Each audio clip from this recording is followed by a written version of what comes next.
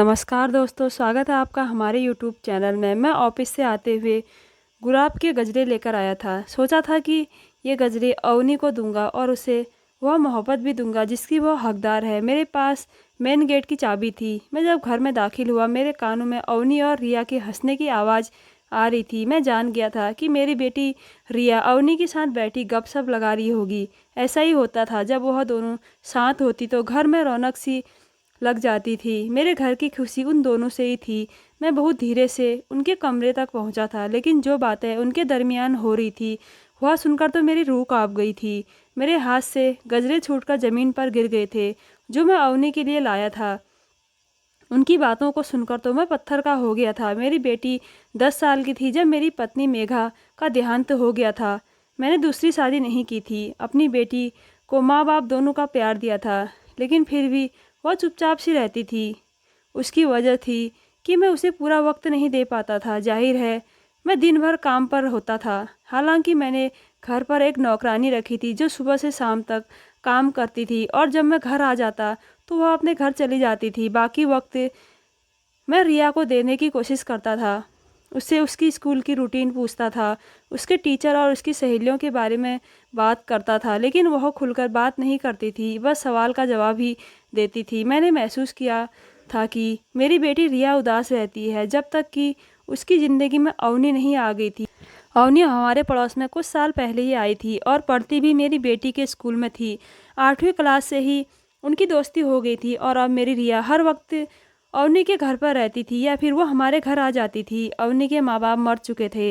वो अपने चाचा के पास रहती थी। उसके चाचा से भी मेरी अच्छी खासी हाय हेलो थी। मेरा अपना खुद का बिजनेस चल रहा था, जो भगवान की कृपा से बहुत अच्छा था। मेरे घर में भगवान की कृपा से पैसों की कोई कमी नहीं थी। बस ज़िंदगी में एक ही दुख था कि मेरी पत्नी का साथ ज़्यादा लंबे समय का नहीं था। वह मुझे छोड़कर चली गई थी, लेकिन दोबारा मैंने किसी की तरफ आंख उठाकर नहीं देखा था, क्योंकि मैं अपनी पत्नी से बहुत मोहब्बत करता था। मैं देखने में ज़्यादा उम्र का नहीं लगता था, क्योंकि मेरी शादी कम उम्र में ही हुई थी, और मेघा भी मेरी दोस्त थी। हम दोनों में बहुत मोहब्बत थी। यही वजह थी कि मैं उसकी जगह किसी को नहीं दे पाया। बस किस्मत में हमारा साथ ज़्यादा लंबे अरसे तक नहीं लिखा था। जब से मेरी बेटी की दोस्ती अवनी से हुई थी, वह हंसने लगी थी, बातें करने लगी थी। घर में एक रौनक सी लगी रहती थी। कभी वह दोनों किचन में होती और कुछ ना कुछ पका रही होती। पूरे किचन में उधम सा मचा रहता था, और बाद में अपना बनाया जाने वाला खाना मुझे ज़रूर टेस्ट कराती, और वह जैसा भी बनाती थी मैं कहता बहुत मज़े का है। मेरी नज़र में अवनी भी ऐसी थी जैसी कि मेरी बेटी रिया थी। मैं उसे बेटी कहकर पुकारता था। वक्त यूं ही गुजरता रहा और उन दोनों ने इंटर कर लिया। रिया ने प्री इंजीनियरिंग अच्छे नंबरों से पास की थी, इसलिए मैंने उससे कहा कि इस बार मैं तुम्हें वह तोहफा दूंगा जो तुम्हें पसंद हो।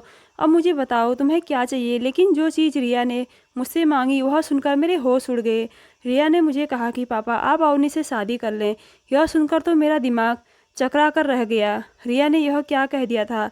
मैंने पहली बार रिया को गुस्से से देखा था। मैंने कहा तुम होश में तो हो, शर्म आनी चाहिए तुम्हें ऐसी बात करते हुए। वह तुम्हारी दोस्त है, मेरे लिए बेटी जैसी है, और तुम शादी की बात कर रही हो।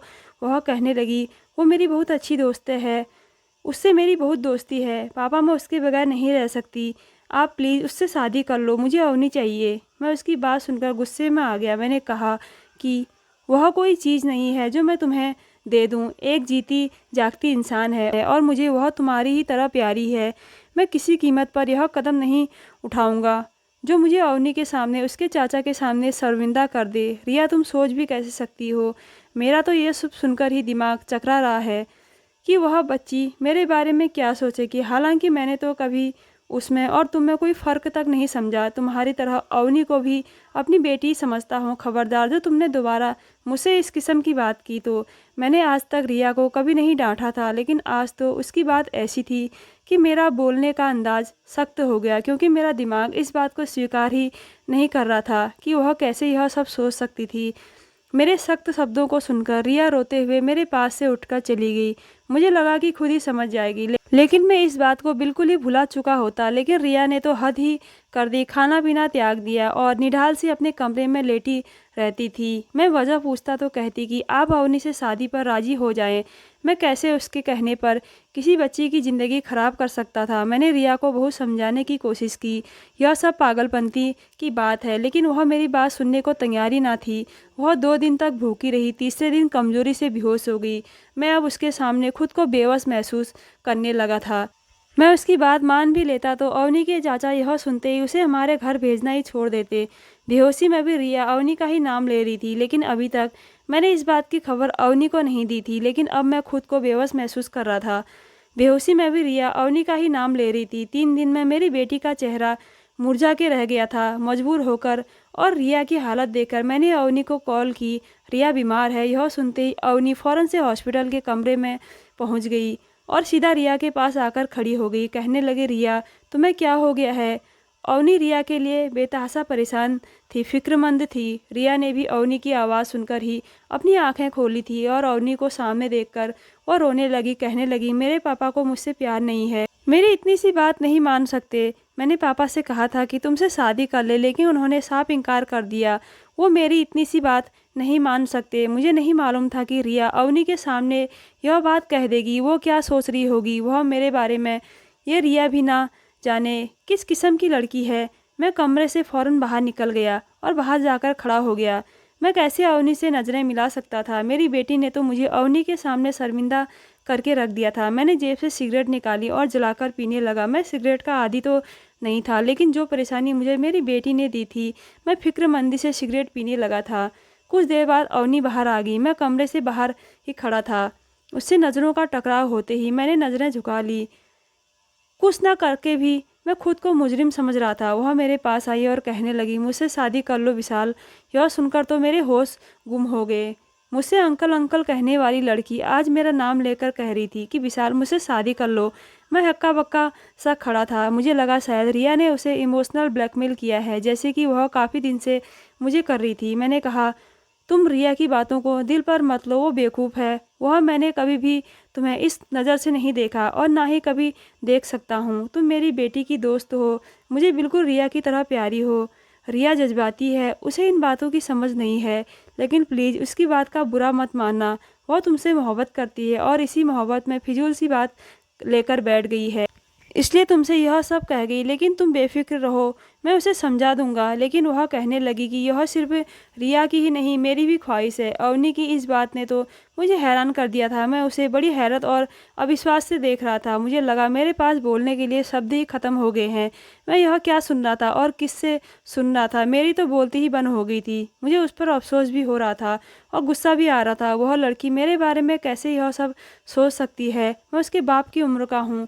मुझे लगा कि मुझे उससे बात करनी ही नहीं चाहिए, इसलिए मैंने अपना रुख बदल दिया और हाथ में पड़ा सिगरेट होठों में दबा दिया। मेरे चेहरे पर गुस्से की लकीर साफ ताहिर थी। मैंने उसी गुस्से से कहा कि आज के बाद हमारे घर में मत आना। मैं तुम्हें क्या समझता रहा हूँ और तुम क्या कह रही हो? शर्म आनी चाहिए तुम दोनों को। मुझे हैरत इस बात की थी कि वह ऐसा चाहती क्यों है। वह खूबसूरत थी, कम उम्र थी, उसे कोई भी अच्छा लड़का मिल सकता था। मैं उलझन का शिकार था, लेकिन वह बहुत ही शांत अंदाज में खड़ी थी। मुझसे कहने लगी, विशाल भले ही आप मुझे अपनी बेटी के समान समझते हो, लेकिन मैं आपकी सगी बेटी नहीं हूँ। मैं आपको पसंद करती हूँ और आप इतने बूढ़े भी नहीं हैं और ना ही लगते हैं। मुझे कोई एतराज़ नहीं है, तो आप रिया की ख्वाहिश क्यों नहीं पूरी कर देते? मैंने कहा, अगर तुम्हारी इन बातों की खबर तुम्हारे चाचा को हो गई तो क्या इज्जत रह जाएगी उनकी नज़रों में मेरी? मुझे अपनी इज्जत बहुत प्यारी है। मैं कभी ऐसी बात नहीं कर सकता जिससे दूसरों की नज़रों में मैं गिर जाऊं। वह कहने लगी, मेरे चाचा को कोई एतराज़ नहीं होगा, बस आप मुझसे शादी कर लें। यह बात भी मेरे लिए हैरान कर देने वाली थी। भला उसका चाचा क्यों इतनी बड़ी उम्र के आदमी से अपनी भतीजी की शादी करेगा? मैं चुप सा हो गया। अवनी की हिम्मत पर हैरान भी था। वो मेरे हर सवाल का जवाब मुझे बहुत ही आराम से दे रही थी। फिर वहाँ से चली गई। शाम तक रिया भी काफ़ी बेहतर हो गई थी, इसलिए मैं उसे घर ले आया। उसने फिर यही कहना शुरू कर दिया। कहने लगी, अब तो अवनी को भी कोई एतराज़ नहीं है, फिर आप क्यों नहीं मान जाते हैं? अब मैं उसके सामने हथियार डाल चुका था। मुझे शादी की ना ज़रूरत थी, ना ही मैं शादी का ख्वाहिशमंद था। यह बस मेरी बेटी की जिद थी। और फिर जब अवनी को एतराज़ भी नहीं था, तो मैं कब तक रिया को मना करता। इसलिए मैंने खुद से उसके चाचा से इस बात का जिक्र किया। वह कहने लगा कि मुझे इस शादी से कोई एतराज़ नहीं है, आप एक अच्छे इंसान हैं। असल में मेरी पत्नी का रवैया अवनी से ठीक नहीं है। मेरी पत्नी अवनी के बहुत पीछे पड़ी रहती है और अपने निकम्मे भाई से अवनी की शादी कराना चाहती है, जो कि एक आवारा लड़का है। मेरी भतीजी बहुत समझदार है, आप उससे शादी कर लें। मुझे इस बात पर कोई एतराज़ नहीं है, क्योंकि मैं जानता हूँ कि आप उसे खुश रख सकते हैं। और फिर कुछ ही दिनों में अवनी से मेरी बहुत ही सादगी के साथ शादी होगी। उस दिन रिया बहुत खुश थी। रात को ही अवनी मेरे कमरे में मेरी पत्नी की हैसियत से मेरे बेड पर बैठी हुई थी, लेकिन मेरा दिल हर जज्बात से खाली था। आनन फानन में शादी, वह भी इतनी कम उम्र लड़की से, मैं दिमागी तौर पर बिल्कुल भी तैयार ना था। इसलिए कुछ देर ड्राइंग रूम में ही बैठा रहा। रिया भी अपने कमरे में सो चुकी थी और मैं यहाँ बैठा इस अचानक से हो जाने वाले रिश्ते को लेकर परेशान था। खुद को समझाने लगा कि अगर औनी को ऐतराज़ नहीं है और वह इस रिश्ते को दिल से स्वीकार कर चुकी है, तो मुझे भी इस रिश्ते को दिल से स्वीकार कर लेना चाहिए। खुद को दिमागी तौर पर कुछ कुछ तैयार करने की कोशिश कर रहा था, लेकिन मैं कुछ उलझा हुआ अपने कमरे में चला गया। जैसे ही मैं कमरे में दाखिल हुआ, अवनी दुल्हन के लिवाज में सजी सवरी बैठी थी। मेरी आहट पर कुछ संभल कर बैठ गई। मेरे दिलो दिमाग उलझने लगे कि मैं उससे क्या बात करूं, जिस लड़की के लिए फ़िलहाल मेरे दिल में किसी किस्म के कोई भी जज्बात ना थे। फिर भी मैं उसके सामने जाकर बैठ गया, अपनी जेब से एक अंगूठी निकाली और उसके उंगली में पहना दी। वह आज काफ़ी नर्वस सी बैठी हुई थी, इसलिए मैंने ही बात शुरू की। अवनी देखो, मुझसे घबराने की ज़रूरत नहीं है।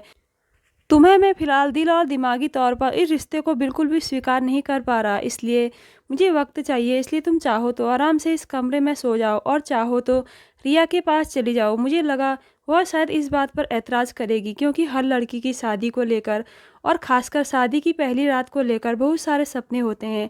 लेकिन वह बड़े आराम से मान गई, कहने लगी ठीक है, आप आराम करें, मैं रिया के पास सो जाती हूँ। उसे शायद मेरी इजाज़त की ही ज़रूरत थी। वह फ़ौरन कमरे से बाहर निकल गई। मेरे लिए यह बात भी हैरान कर देने वाली थी। हर लड़की शादी की रात के लिए बहुत से अरमान अपने दिल में रखती है, फिर मुझसे शादी के लिए वो खुद ही इच्छुक थी, तो फिर इतनी जल्दी मेरी बात कैसे मान ली। उसके कहे अनुसार मैं उसे पसंद था, इसलिए उसे कुछ ना कुछ एतराज़ तो होना चाहिए था। खैर, मुझे लगा उसे भी वक्त देना चाहिए। मैंने कपड़े बदले और सोने के लिए लेट गया। अवनी अब रोज़ रिया के पास ही सोने लगी थी, उसके साथ ही हंसती बोलती बातें करती।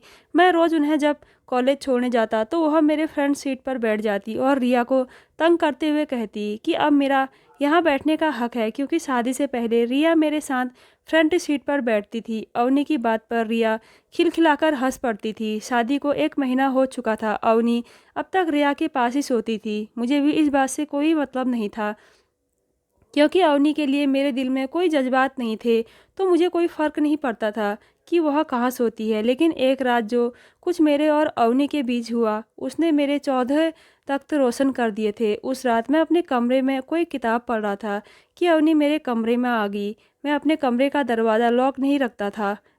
मैंने आने की वजह पूछी तो मुझसे कहने लगी, रिया सो चुकी है, लेकिन मुझे नींद नहीं आ रही है, मैं आपके पास बैठकर बात कर लूँ? सुबह संडे है, छुट्टी है कॉलेज की। मैंने कहा हाँ बैठ जाओ। वह बेड पर बैठ गई। मैंने किताब साइड पर रखी और नज़र का चश्मा भी उतार कर बॉक्स में डाल दिया। वह मुझे बड़े ही गौर से देख रही थी।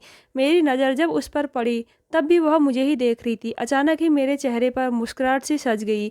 वह भी मुस्कुराने लगी और मुझे कहने लगी, आप इस उम्र में भी देखने में इतने हैंडसम हैं, जवानी में तो और भी होते होंगे। आप मुस्कुराते हैं तो आपके चेहरे का डिम्पल बड़ा प्यारा लगता है, और आपकी ये गहरी काली आंखें किसी को भी अपना दीवाना कर सकती है। उसके मुंह से अपनी तारीफ सुनकर मैं कुछ पल यह समझ नहीं पाया कि जवाब क्या दूं। मैंने कहा हाँ, जवानी में बहुत सी लड़कियां मुझ पर फिदा थी, लेकिन अब तो मैं 40 का हो गया हूँ। अब कहाँ वह बात रही। मेरी बात पर वह हंसने लगी, फिर बोली, खैर ऐसी बात तो नहीं है, अभी भी आप एक जवान लड़की के बाप नहीं लगते। जब पहली बार मैंने आपको देखा था मैं समझी थी आप रिया के बड़े भाई हैं। अवनी की बात पर मैंने मुस्कुराते हुए कहा, ऐसा इसलिए क्योंकि मेरी शादी सिर्फ 20 साल की उम्र में हो गई थी। मैं अपने माँ बाप का इकलौता बेटा था और तब मेरी माँ को कैंसर हुआ था। मेरी माँ का आखिरी समय था और मेरी माँ मेरी शादी अपनी आंखों से देखना चाहती थी, इसलिए मरने से पहले उन्होंने अपनी आखिरी इच्छा जाहिर की थी और अपनी माँ की आखिरी इच्छा का मान रखना था और अपनी एक दोस्त से शादी कर ली थी। शादी के अगले ही साल रिया पैदा हो गई थी। रिया 2 महीने की थी तब मेरी माँ चल बसी थी। मेरी बात सुनकर अवनी कहने लगी कि हमारे कॉलेज की बहुत सी लड़कियां यही समझती है कि आप रिया के बड़े भाई हैं। फिर वह मुझे अपनी पहली शादी के किस्से सुनाने लगे, क्योंकि मेरी पहली पत्नी मेघा से मेरी शादी मोहब्बत की थी। वह बड़ी ही दिलचस्पी से मुझे देखते हुए मेरी और मेघा की लव स्टोरी सुन रही थी। सुनते सुनते उसकी आंख बंद सी होने लगी। वह बेड के दूसरी तरफ बैठी थी, वहीं लेटकर सो गई। मैंने पहले तो उसे जगाना चाहा, लेकिन वह गहरी नींद में थी।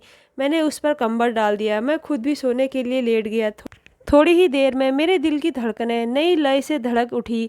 जब अवनी नींद में मेरे बहुत करीब आ चुकी थी, वो मेरे बाजू पर सर रखकर सोई हुई थी, हाथ मेरे सीने पर धरा हुआ था। पहले तो अपने बाजू पर उसका बोझ महसूस करके मैं नींद से हड़बड़ा कर उठा था, लेकिन जब उसे अपना इतने करीब देखा तो दिल की धड़कनों ने भी एक प्यारी सी उमंग पैदा हुई थी। पहली बार मैंने उसका चेहरा इतने करीब से देखा था। उसके जिस्म की उड़ती खुशबू ने मेरे अंदर नए जज्बात को बुरी तरह से झंझोड़ दिया था। बाकी की रही कसर अचानक से होने वाली बारिश ने पूरी कर दी। एकदम बादल की गरज से वह मेरे बिल्कुल करीब आ गई, मेरे सीने पर सर रख दिया। मैं पसीने से लथपथ हो गया था, दिल पूरी रफ्तार से धड़क उठा था। फिर वह नींद में बड़बड़ाने लगी कि मुझे बारिश से डर लगता है। अब मेरा खुद पर बस नहीं था, इसलिए मैंने उसे खुद से समेट लिया। पहली बार मेरा दिल मेघा के बाद किसी के लिए यूं बेताब हुआ था। इससे पहले कि मैं बेखुदी में कुछ आगे बढ़ता, मेरे कमरे पर दस्तक हुई। मैं चौंक सा गया। फिर ख्याल आया कि बारिश से तो रिया भी घबराती है। अवनी गहरी नींद में थी। मैंने धीरे से उसे खुद से जुदा किया और उठकर कमरे का दरवाज़ा खोल दिया। रिया उड़ी हुई रंगत के साथ घबराई हुई खड़ी थी। मेरे दरवाज़ा खोलते ही मेरे साथ लग गई। पापा, मुझे डर लगता है, बादल इतनी ज़ोर से गरज रहे हैं। फिर अवनी भी मेरे पास नहीं थी। मैंने रिया का माथा चूमा, उसे तसल्ली दी, फिर कहा कि रिया अब तो बड़ी हो जाओ, चाँद, बारिश और बादल की चमक से कौन डरता है। जाओ सो जाओ अवनी के साथ, मैं तुम्हारे कमरे में चला जाता हूँ। रिया अवनी के बराबर में सो गई और मैं रिया के कमरे में आकर लेट गया। लेकिन मेरी नींद अब उड़ चुकी थी। दिल अपने पति होने के फर्ज को पूरा करने के लिए मचलने लगा था। मेरी नज़रें अब खुद ब खुद अवनी के लिए बदलने लगी थी। एक बार मेरे दोस्त ने दावत दी। मैं रिया और अवनी को पहले ही तैयार रहने का कह चुका था। जब ऑफिस से वापस आया तो अवनी मेरे कमरे में 2 जोड़े हैंगर लिए बेड पर बैठी थी। मैंने कहा, तुम तैयार नहीं हुई? अवनी कहने लगी, मुझे समझ नहीं आ रहा है इसमें से कौन सा ड्रेस पहनूं। रिया भी नहीं बता रही है। आप मुझे बताएं ना, कौन सा ज़्यादा अच्छा है। आप जो कहेंगे मैं वही पहन लूँगी। उसके सवाल पर मैं हंसने लगा। मैंने कहा, मैं भी रिया का ही बाप हूँ, मुझे इन बातों का कुछ पता नहीं है। जो तुम्हें ज़्यादा अच्छा लग रहा है पहन लो। वह मेरे पास आकर मेरी आंखों में देखकर हक जताकर बोली, विशाल, आप मेरे भी तो कुछ लगते हैं। मुझे आज आपकी पसंद पहननी है। यह सुनकर मेरा दिल धक से रह गया। वह किसी बच्चे की तरह से जिद करने लगी कि मैं उसे अपनी पसंद बताऊं। मैंने उसे एक लिबास का बता दिया। वह खुश हो गई, लेकिन जब तैयार होकर मेरे सामने आई तो मैं आंखें झपकाना भूल गया था। वह बेहद खूबसूरत लग रही थी। फिर जब मुझसे पूछने लगी कि विशाल, मैं कैसी लग रही हूँ, सच सच बताएं, मेरा दिल मुझे समझाने लगा। कहने लगा, तुम इसकी तारीफ उन शब्दों से करो जैसे मेघा के करते थे। मेरे दिल का शोर अब मेरा चैन चुराने लगा था, लेकिन मैं किसी तरह खुद को संभाला और नज़रें चुराते हुए कहा, अवनी, तुम अच्छी लग रही हो। मेरी बात सुनकर अवनी खुश हो गई थी। अब अवनी भी कभी कभी रिया की तरह से हक दिखाने लगी थी। अगर मैं दोनों के लिए कपड़े या कोई और चीज़ खरीद कर लाता तो वह रिया की तरह मेरे गले लग जाती, मेरे कान के करीब आकर कहती, I love you Vishal, thank you so much. Riya मेरी बेटी थी, उसके लिए मेरे जज्बात अलग थे। उसका इजहार मोहब्बत करना भी मुझे अच्छा लगता था, जैसे एक बाप को लगना चाहिए। लेकिन जब वही बात अवनी मुझसे करती तो मेरा दिल अंदर से धमाल मचाने लगता था। अवनी का यूँ मेरे करीब आना मेरी रातों की नींद उड़ाने लगा था। अब मेरा जी चाहता था कि उसे अपने कमरे में रखा करूं, उसकी तारीफ किया करूं, उसके करीब रहूं। आज मैं ऑफिस से आते हुए गुलाब के गजरे लेकर आया था। सोच लिया था कि आज अवनी से दिल की बात कह दूंगा और उसे वह मोहब्बत भी दूंगा जिसकी वह हकदार है। मेरे पास मेन गेट की चाबी थी। मैं जब घर में दाखिल हुआ, मेरे कानों में रिया और अवनी की हंसने की आवाज़ आने लगी। मेरे घर में उन दोनों से ही तो रौनक थी। मैं बहुत धीरे से उनके कमरे तक पहुंचा था, लेकिन जो बात उन दोनों के दरमियान हो रही थी वह सुनकर तो मेरी सांस रुक गई थी। मेरे हाथ से गजरे ज़मीन पर गिर गए थे जो मैं अवनी के लिए लाया था।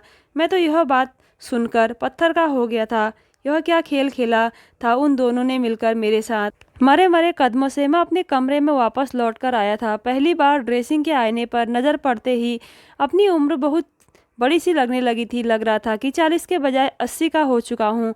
बहुत रोकने के बावजूद मेरी आंखों से आंसू जारी हो गए थे। मैंने खुद को तब संभाला जब अवनी वही गजरे पहने मेरे कमरे में मुस्कुराती हुई आई और कहने लगी, आप मेरे लिए इतने खूबसूरत गजरे लाए थे तो फिर मुझे दिए क्यों नहीं, कमरे के बाहर क्यों रख दिए, वह भी ज़मीन पर।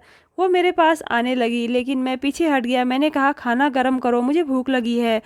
वह यह सुनकर कमरे से बाहर चली गई। जो हकीकत मुझ पर खुल चुकी थी, कैसे मुमकिन था कि मैं उसके करीब भी जाता। मुझे अपने आप धुआं धुआं सा लग रहा था। उसके बाद मैं खुद ही अवनी से फासला रखना शुरू कर दिया। आज वह दोनों कॉलेज के फंक्शन पर जाने के लिए तैयार हुई तो अवनी मेरे कमरे में आ गई। अच्छी खासी तैयार थी, प्यारी भी लग रही थी। मैंने नज़रें चुरा ली। मैं गाड़ी की चाबी पकड़े बाहर ही आ रहा था लेकिन उसे सामने देखकर रुक गया। वह अभी मुझे मुस्कुराकर देखकर पूछने लगी, विशाल मैं कैसी लग रही हूँ। मेरे अंदर तो उन शब्दों ने जैसे आग सी लगा दी जो सच्चाई मैं जान चुका था। उसके बाद मैं इस सवाल का क्या जवाब देता। मैंने उसे गुस्से से देखा और उसी गुस्से से उसके दोनों बाजुओं को पकड़ा। उसकी आंखों को देखकर सख्त शब्दों में कहा, बताऊं तुम्हें कि तुम कैसी लग रही हो। मेरे इस अंदाज पर वह कुछ सहम सी गई। शायद मुझसे ऐसी सख्ती की उम्मीद नहीं थी। मैंने उसे सख्ती से अवनी के बाजू को दबोचते हुए कहा, बहुत बुरी लग रही हो। यह कहकर मैंने उसे छोड़ दिया। वह फौरन से मेरे कमरे से बाहर निकल गई। मैं गाड़ी में जाकर बैठ गया। मेरे अंदर तो ऐसी खौलन थी कि चाह रहा था खुद को ख़त्म कर लूं। गुस्से के मारे मैंने हॉर्न बजाना शुरू कर दिया। रिया भागती हुई बाहर आई और गाड़ी में बैठ गई। फिर मुझे नखरे दिखाते हुए बोली, आपको पता तो है कि लड़कियां कितनी तैयार होती हैं। वह अच्छी खासी तैयार होकर भी नाराज़ थी। मेरा अगर मूड अच्छा होता तो रिया की बात का हंसकर जवाब देता, लेकिन मैं खामोशी से बैठा रहा। थोड़ी ही देर में अवनी भी बाहर आ गई थी लेकिन अवनी को देखकर मुझे हैरत हुई, जो मुँह धोकर बिल्कुल सादे हुलिये में बाहर आई थी। आंखों में लग रहा था कि रोई है। मैंने उसके चेहरे से नज़र हटा ली। वह जब मेरे बराबर फ्रंट सीट पर बैठने लगी तो मैंने उसे टोक दिया, जाओ जाकर पीछे बैठो। लेकिन वह फिर भी फ्रंट सीट पर ही बैठी थी। पूरे रास्ते वह दबी दबी सिसकियाँ लेकर रो रही थी। रिया उसे वजह पूछ कर थक गई थी कि वह क्यों रो रही है, लेकिन मैंने एक बार भी उसकी तरफ नहीं देखा। मेरे जज्बात कोई पत्थर की नहीं थे कि कोई भी आकर उसे खेल जाए। उसे बस इस बात का रोना आ रहा था कि मैं उसे सख्त लहजे में क्यों बात कर रहा हूँ, लेकिन यह नज़र नहीं आ रहा था कि वह अपने चक्कर में मेरे साथ कितनी बड़ी ज्यादती कर गई है। मैं हक पर था, मेरा रवैया भी अपनी जगह बिल्कुल सही था, लेकिन मैं कमबख्त दिल अब अवनी के प्यार में पागल हो चुका था और अवनी के आंसुओं ने मुझे पूरा दिन बेचैन रखा। ऑफिस में मेरे हाथों स्टाफ की स्यामत आई रही। अवनी अब मुझसे बात नहीं करती थी, कुछ नहीं कहती थी, मुझसे दूर भी रहने लगी थी। अच्छी बात थी कि वह मुझसे दूर ही रहे, लेकिन बस उसकी नज़रें मुझ पर जमी रहती थी जिसमें ना जाने क्यों ढेरों शिकवे थे। वक्त आगे बढ़ गया था। अब दोनों की पढ़ाई पूरी हो चुकी थी। उन्हीं दिनों मेरे दोस्त ने अपने बेटे के लिए रिया का रिश्ता मांग लिया। वह लड़का मुझे पसंद था, लेकिन फिर भी मैंने रिया से उसकी रजामंदी पूछी थी, क्योंकि यह मेरी बेटी का हक है। उसके चेहरे की मुस्कुराहट ही उसका इशारा था। चंद माह में रिया की शादी तय हो गई थी। जिस दिन रिया की विदाई हुई, अवनी के गले लगकर खूब रोई। अवनी भी रो रही थी। रिया जा चुकी थी। अब घर में सिर्फ मैं था और अवनी। मेरा कड़ा इम्तिहान तो अब शुरू हुआ था। जिस दिन रिया विदा हुई उसी रात मैंने अवनी से कहा कि मुझे उससे कुछ बात करनी है। वह कुछ थकी थकी सी लग रही थी। फिर रिया की जुदाई से उदास भी थी। वह लॉन्च में रखे डाइनिंग टेबल की कुर्सी पर खामोशी से बैठ गई। मैं उसके सामने कुर्सी पर बैठ गया। मैं सोच चुका था कि यह मजबूरी का बंधन भी अब ख़त्म कर दूं, जिसे अवनी ने अपने कड़े वक्त को गुजारने के लिए मुझसे जोड़ा था। उस दिन वह और रिया यही तो बातें कर रहे थे। उस दिन रिया अवनी से कह रही थी कि अवनी, तुमने पापा से शादी अपनी चाची के भाई से बचने के लिए कर तो ली है, लेकिन तुम्हें बुरा तो लगता होगा ना। पापा तुमसे बहुत बड़े हैं। तुम्हारा भी मेरी तरह यह दिल चाहता होगा कि तुम्हारा पति भी। रिया यह कहकर चुप सी हो गई और अवनी हंसते हुए बोली, मेरा पति भी हैंडसम और डेटिंग हो, यही कहना चाहती हो ना रिया। जाहिर है मेरी भी ऐसी ही ख्वाहिश है। भला तुम्हारे पापा मेरे साथ किस एंगल से अच्छे लगते हैं, कितने बड़े हैं वह मुझसे। अवनी की बातों ने मुझे किसी गहरी खाई में फेंका था। अगर मैं उसे पसंद नहीं था तो अस्पताल में मुझे यह क्यों कहा था कि मैं उसे अच्छा लगता हूँ। मैं बाहर खड़ा इस असलियत के लावे से गुजर रहा था। अवनी आगे कह रही थी, रिया तुम मेरी मजबूरी जानती थी। चाचा चाची मेरी ज़िंदगी बर्बाद कर देती, इसलिए मैंने यह कदम उठाया था। पता है शादी की रात मेरी जान पर बनी हुई थी, लेकिन शुक्र है विशाल ने खुद ही मुझे तुम्हारे पास भेज दिया। अवनी की बात मेरे लिए एक कड़ा इम्तिहान सा बन गई थी, क्योंकि मैं उसे चाहने लगा था।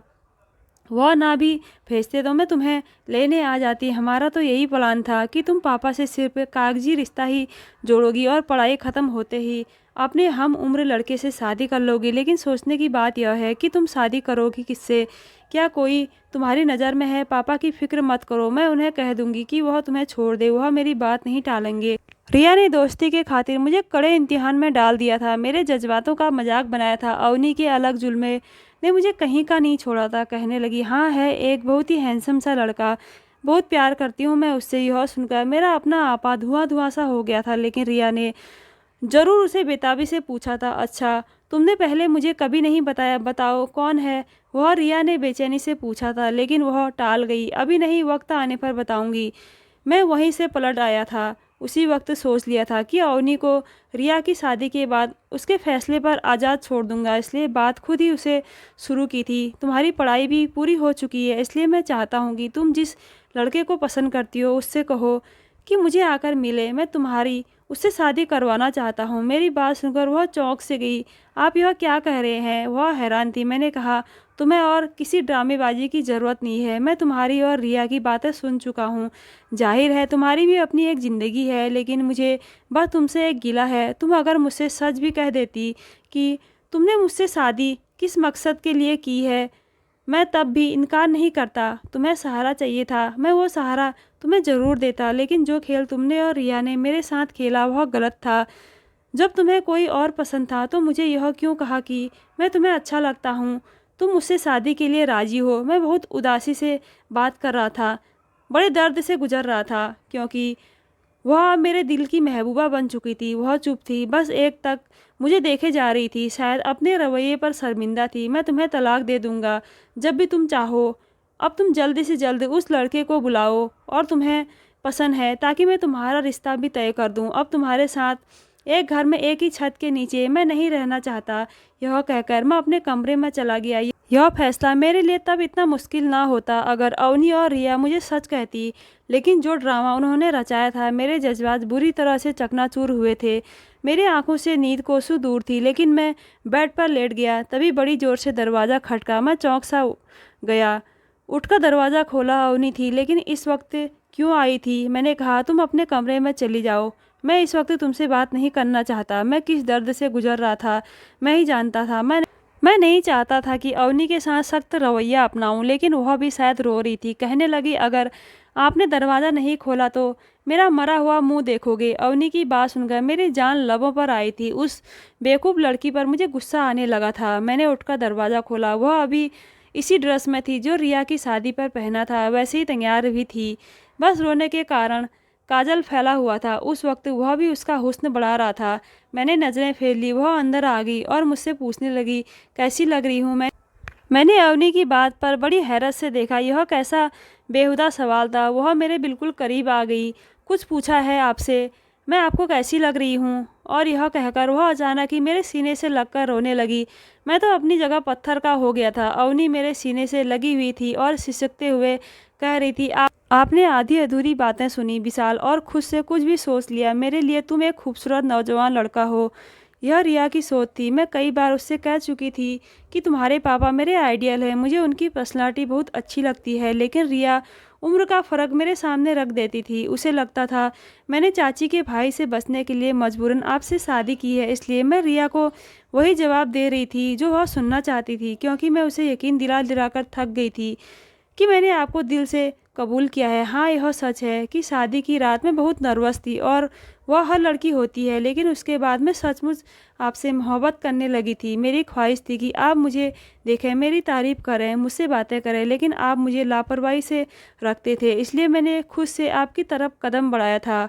आपसे रात के वक्त बातें करने लगी, आपके बराबर में सो गई। मुझे आपकी संगत चाहिए थी, मुझे मेरे रिश्ते का हक चाहिए था, लेकिन मैं खुद से यह बात नहीं करना चाहती थी। हर लड़की की ख्वाहिश होती है कि ऐसा कदम पहली बार उसका पति उठाए, इसलिए बारिश के बहाने से मैं आपके करीब आ गई थी, लेकिन रिया के आ जाने से आपके प्यार और आपकी संगत से प्यासी ही रह गई थी। मेरी ख्वाहिश थी कि आपकी पसंद पहनूं, आपकी मुझ पर तारीफ भरी नज़रें उठे, आपकी नज़रें मुझे अंदर तक बेचैन कर देती थी। मैं बहाने-बहाने से आपके करीब आने की कोशिश करती थी कि शायद आपको मेरे प्यार का एहसास हो, लेकिन आप तो शायद पत्थर के बने हो। वो मेरे साथ लगी मुझे शिकवे कर रही थी। मैंने उसे अपने हिसार में ले लिया और गलतफ़हमी थी जो हमारे दरमियान इसलिए पैदा हो गई कि मैंने अवनी की तरफ कदम नहीं बढ़ाए थे और यह गलती तो मेरी थी। मैंने उसका चेहरा अपने दोनों हाथों में लिया और उसके माथे को चूमकर उसे उसका पहला हक दिया था। बहुत हसीन लग रही हो, मैंने तारीफ़ की। वो हंस दी। यूं ही रोते-रोते मैं मुस्कुराने लगा। वह वाकई बहुत हसीन थी और दिल की भी। मैं उसे समझ नहीं पाया था। मैंने कसकर अवनी को अपने सीने से लगा लिया। दिल की धड़कनों ने शोर मचाया था, लेकिन अब मेरे दिल की धड़कनों के साथ अवनी के दिल की धड़कनें भी साफ सुनाई दे रही थी। और आज हम अपनी ज़िंदगी में बहुत खुश हैं क्योंकि अवनी मेरा बहुत ख्याल रखती है। तो दोस्तों, कैसी लगी आज की स्टोरी? अगर अच्छी लगी तो मेरे चैनल को ज़रूर सब्सक्राइब कीजिएगा। धन्यवाद।